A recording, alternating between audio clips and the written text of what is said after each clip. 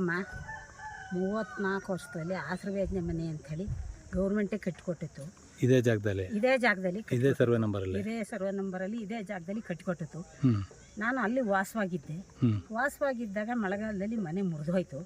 ಮನೆ ಮುರಿದು ಹೋದಾಗ ನನಗೆ PM ಯಜ್ನಲ್ಲಿ ಒಂದು ಮನೆ ಕೊಟ್ಟರು. PM ಯಜ್ನಲ್ಲಿ ಒಂದು ಮನೆ ಕೊಟ್ಟಾಗ ನಾನು 30,000 ರೂಪಾಯಿ ಹಣನೂ ತಗೊಂಡೆ. ಮುರಿದ್ಬಿಟ್ಟು ಕಟ್ಟಕ್ಕೆ ಬಂದು ನಾನು ಕಲ್ಪೌಂಡೇಶನ್ ಮಾಡಿದ್ದೆ. ಕಲ್ಪೌಂಡೇಶನ್ ಮಾಡಿದ್ ನೀನು ಮಾಡಂಗಿಲ್ಲ ಅಂತ ಬಂದು ತಹಸೀಲ್ದಾರರು ಮುಚ್ಚಿ ಹೋಗ್ಯವ್ರೆ. ಅದರಲ್ಲಿ ಮಕ್ಕಳಿದ್ದಾರೆ, ಮಕ್ಕಳು ಅವನಿಗೆ ಜಾಸ್ತಿ ಕಾಯ್ತಾ ಹೇಳಿ. ನಾವು ದಲಿತರ ಮೇಲೆ ಇಷ್ಟೊಂದು ದೌರ್ಜನ್ಯ ಮಾಡಿ ಮೇಡಮ್ ಬಂದು ನೀವು ಕಟ್ಟಂಗಿಲ್ಲ ಕಣಮ್ಮ, ನಿಮ್ಗೆ ಇಷ್ಟಕ್ಕಲ್ಲ ಕಣಮ್ಮ ಅಂತ ಹೇಳ್ಬಿಟ್ಟು ಎಲ್ಲನೂ ಮಣ್ಣು ಮುಚ್ಚಿಸ್ಬಿಟ್ಟು ತಹಸೀಲ್ದಾರಮ್ಮ ಹೋಗ್ಯವ್ರೆ. ಅದರಿಂದ ನಿಮಗೆ ದಯವಿಟ್ಟು ಕೈ ಮುಗಿದು ಹೇಳ್ತೀನಿ, ನಮಗೆ ಮನೆ ಮಾಡ್ಕೊಳ್ಳೋಕ್ಕೆ ಅವಕಾಶ ಕೊಡಬೇಕು. ನಿಮಗೆ